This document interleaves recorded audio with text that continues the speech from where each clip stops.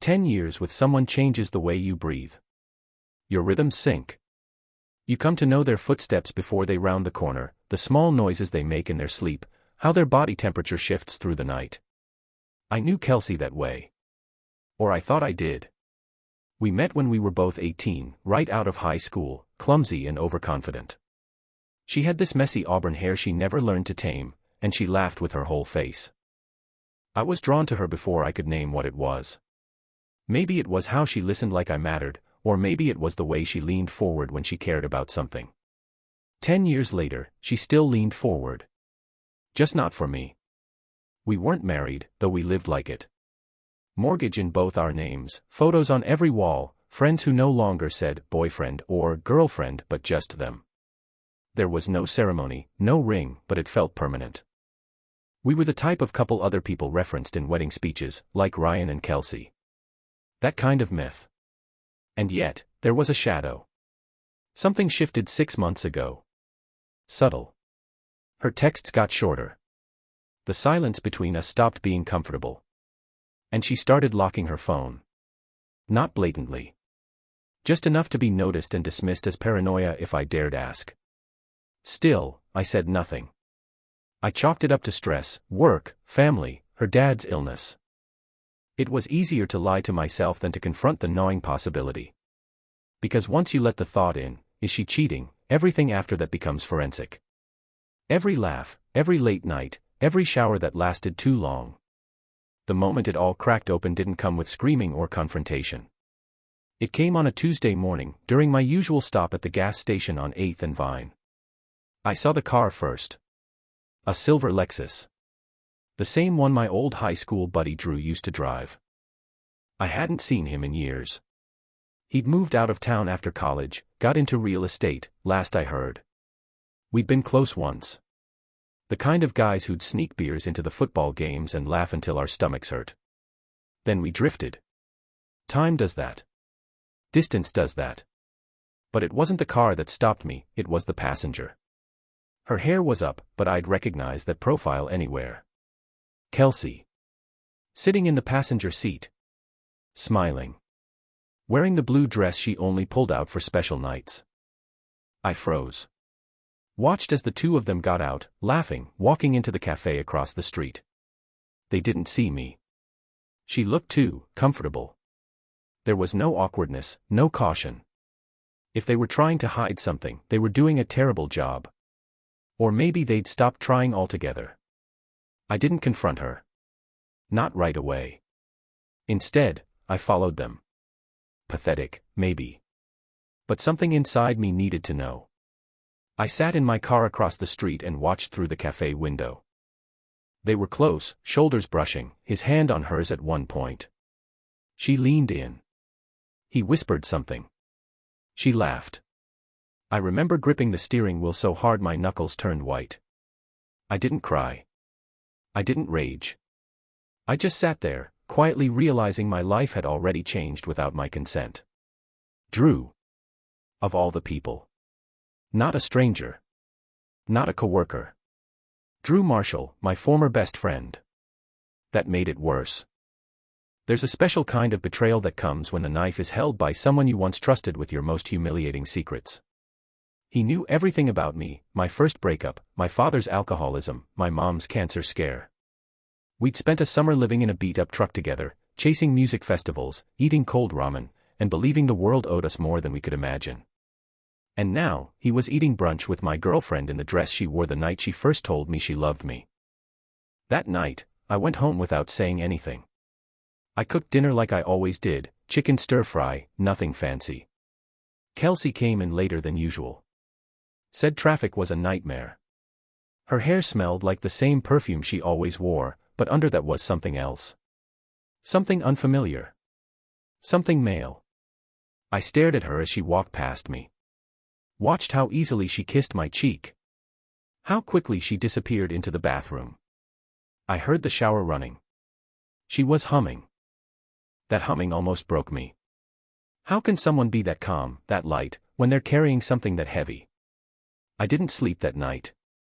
I laid there, staring at the ceiling, counting the seconds between her breaths. Wondering if she was dreaming about him. The next morning, I called in sick to work. Told my boss I had food poisoning. I didn't. I just couldn't sit in a cubicle pretending like the walls of my life hadn't caved in.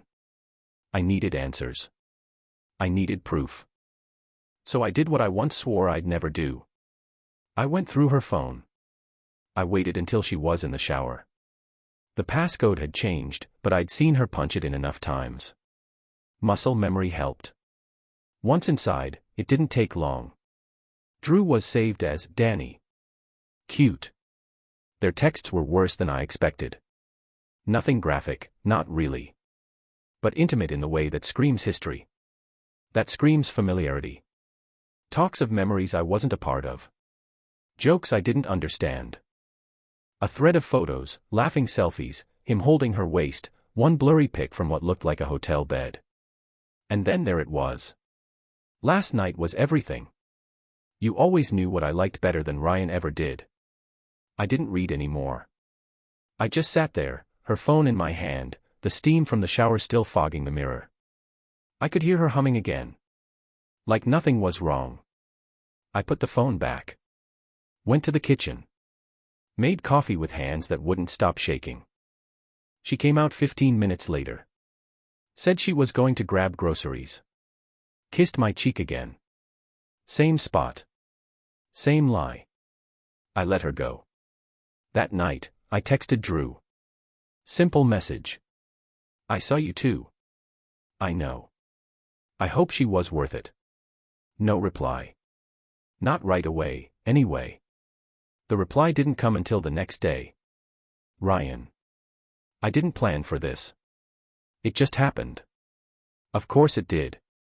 You don't forget the first time someone looks you in the eye and lies through their teeth, not after you know the truth.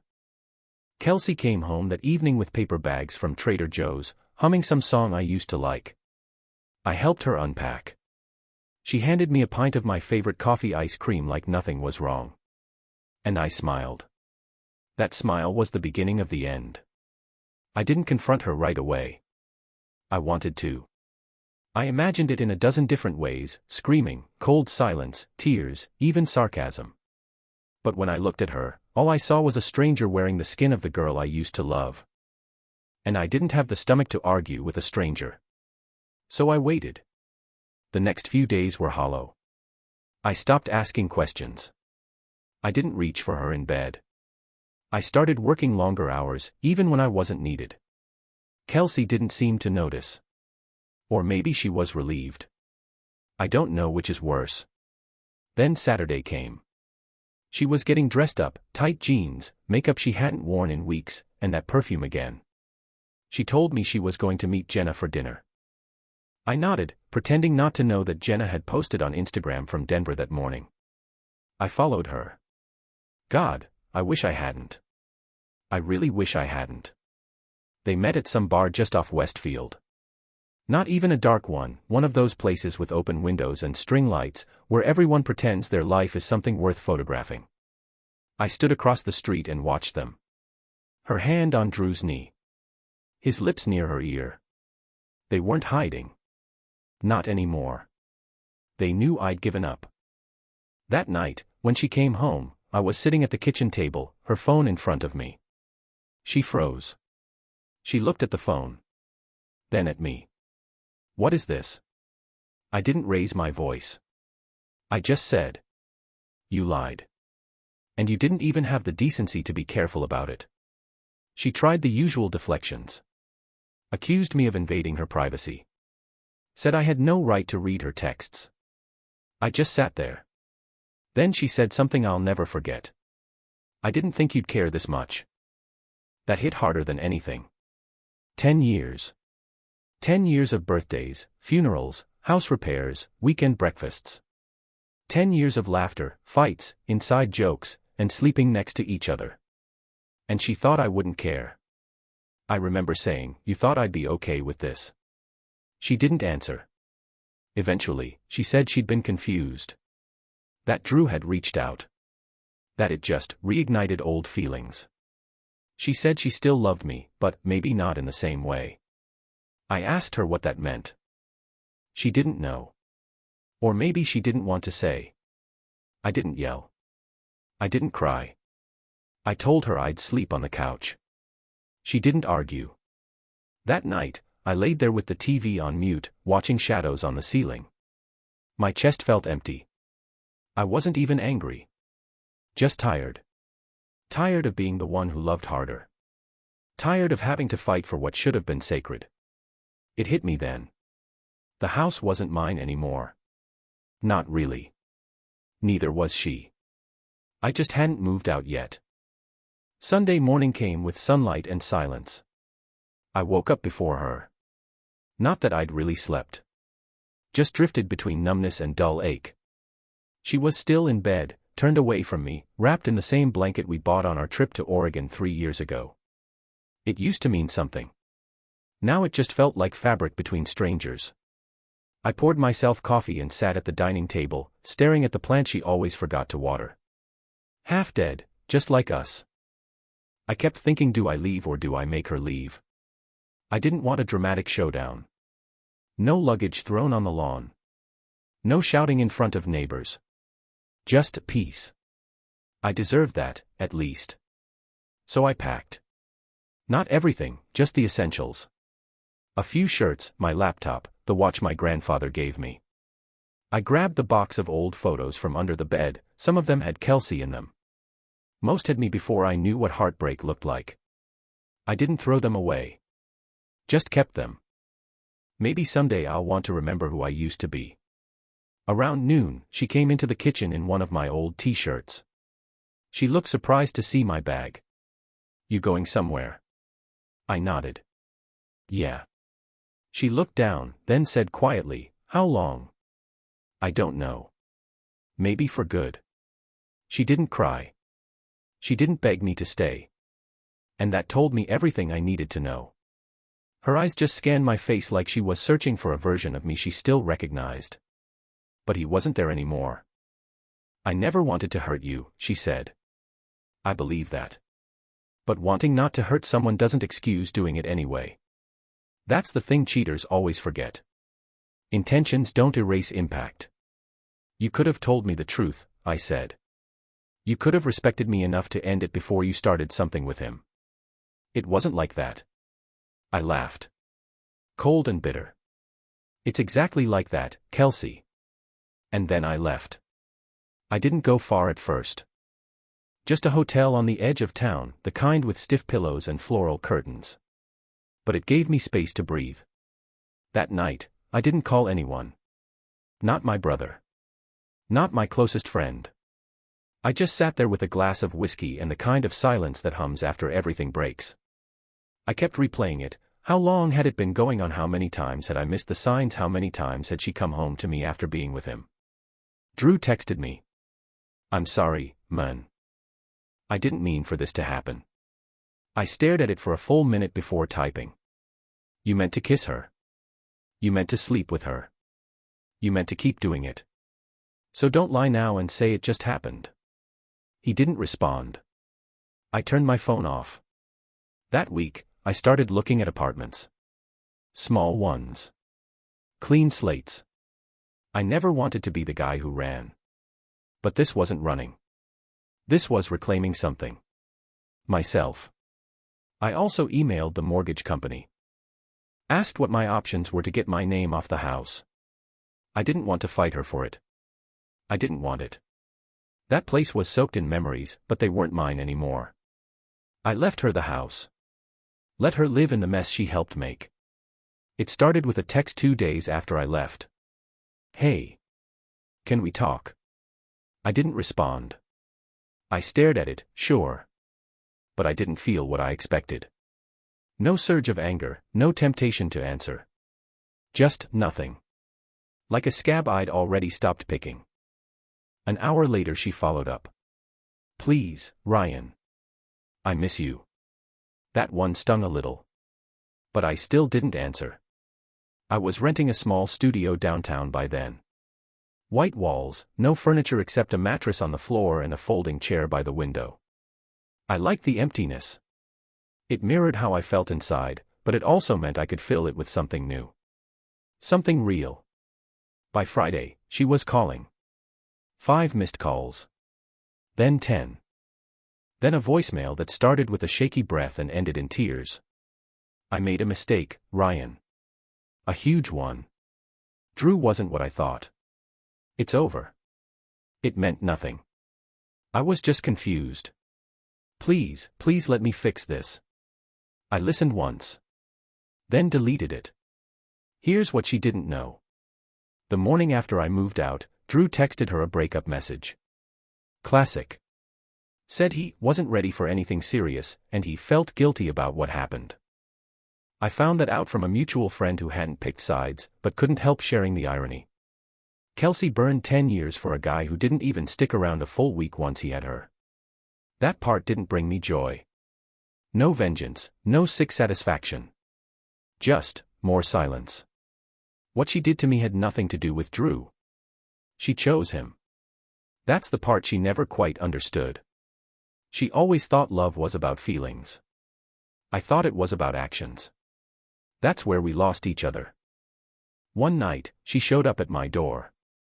I hadn't given her the address. I guess she figured it out from someone. I heard the knock around 9 p.m.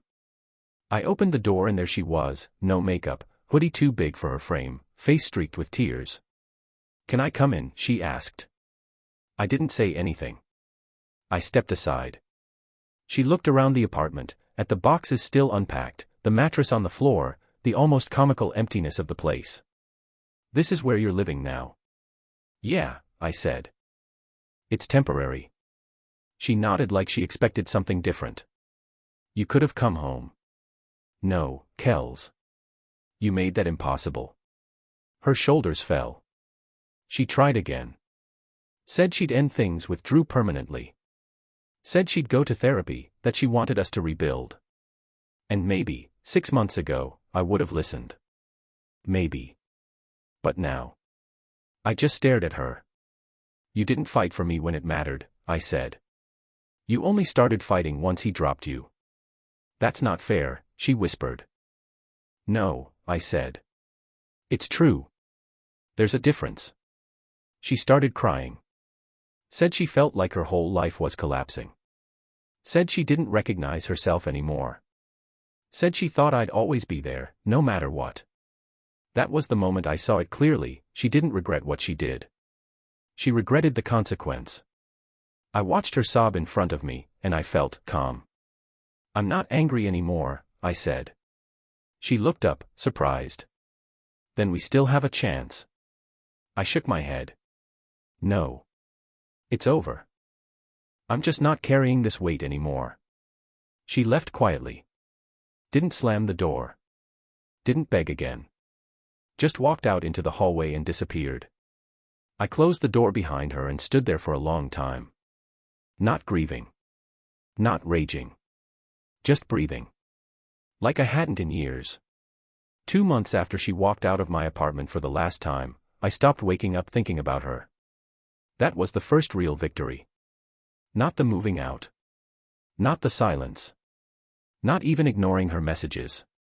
No, that slow fading of obsession. The empty space in my chest stopped aching. It was just space now. Neutral. Bare. I filled it with small things. I bought a Real bed. A second-hand dresser. Started cooking again, not just microwaving frozen stuff and calling it a meal. I found a plant I couldn't kill, some weird snake thing that thrives on neglect. Felt fitting. I even bought a record player. It sat in the corner by the window, spinning old vinyls I picked up from a flea market. I'd sit there, glass of bourbon in hand, staring out at the city while Johnny Cash or Etta James played into the night. That became my new ritual. My after Kelsey life. I didn't check her social media. I didn't ask our mutual friends about her. But I still heard things. You can't unthread someone from your life without a few strands clinging. Apparently, she wasn't doing great. She quit her job. Tried to go back to school. Moved back in with her sister. People said she'd lost weight, started talking about working on herself. I'm sure some of it was true. Some of it probably wasn't. What I know for sure. She texted again. A long one this time. Ryan, I don't expect you to answer. I just needed to say this. I ruined something beautiful, and I'll live with that. I hope one day you can remember me without hate. She didn't ask to come back this time. I respected that. Still didn't answer. One night, around 2 a.m., I found myself walking. No reason. Just couldn't sleep. The streets were empty, the air still warm from a late summer day. I passed the park where we used to walk her dog. The Mexican place where we always argued about salsa levels. The bookstore where we found that beat-up Hemingway collection she made me read out loud, chapter by chapter. Memories didn't punch me in the gut anymore. They just were. Somewhere along the way, I realized I had stopped defining myself as the guy who got cheated on. I wasn't the betrayed. I wasn't the ex. I wasn't even angry anymore. I was just Ryan. 30 years old. Single. Starting over. Still figuring it out. The next day, I applied for a new job. One that would take me out of the city. Coastal town. Slower life. More trees, fewer ghosts. I didn't tell anyone. I didn't make it some look at me now moment. I just quietly decided I was done living in the same zip code as my past. 2 weeks later, I got the offer. I took it. Gave away most of what I owned. Packed the essentials. Left a few things behind. Didn't bother telling Kelsey I was leaving. She didn't need to know. Some stories don't deserve a clean goodbye. The morning I left, I stood in the doorway of my apartment, half empty, sun pouring in, the floor still dusty from where the old couch used to sit. I didn't feel triumphant. I just felt done. And that was enough. It's been a year now. Strange how time moves when you're no longer keeping score. I live by the ocean now. Small rental, creaky floorboards, the kind of place where mornings start with gulls screaming and end with wind sneaking through window cracks. It suits me. I never needed much. Turns out, peace takes up very little space. I got the job. Nothing flashy. Just enough to pay the bills and keep the lights on. But my boss is decent, and nobody here knows what happened to me in that city I left behind. I like that. I'm not him anymore. Not the guy she cheated on. Not the guy everyone pitied. Just Ryan. Quiet. Still learning how to want again. I run sometimes. Not far. Just enough to sweat out the leftover bitterness. I cook for myself. Better than I ever did back then. Learned how to roast a damn good chicken. I drink coffee on the porch every Sunday like it's church. Watch the water. Let it speak louder than the past. People here smile when they pass. Strangers feel less threatening when you've already survived the worst kind of intimacy. Every so often, I wonder what she's doing. If she ever got better. If she stayed broken. But I never reach out. I don't need her answers anymore. She emailed once. A month after I moved. Said she heard I left. Asked where I went. Said she'd like to talk, just to talk. I archived it. Didn't delete it. But didn't read past the first line either. Some doors don't need to be slammed. They just need to stay closed. I met someone recently. Nothing serious. Not yet. Just coffee that turned into dinner, and dinner that turned into a walk that ended with a kiss I didn't flinch away from. She doesn't know much about me. Just what I've chosen to share. I'm not hiding anything. I'm just not bleeding anymore. And that feels good. Stronger than closure. Stronger than forgiveness. Because here's the truth no one tells you. Sometimes healing doesn't look like rebuilding the ruins. Sometimes it looks like walking away while they're still on fire and never turning back. That's my story. 10 years with a woman who thought I'd never leave. 10 years given, and one decision that saved my life. If she ever thinks about me now, I hope she remembers what she lost. But me.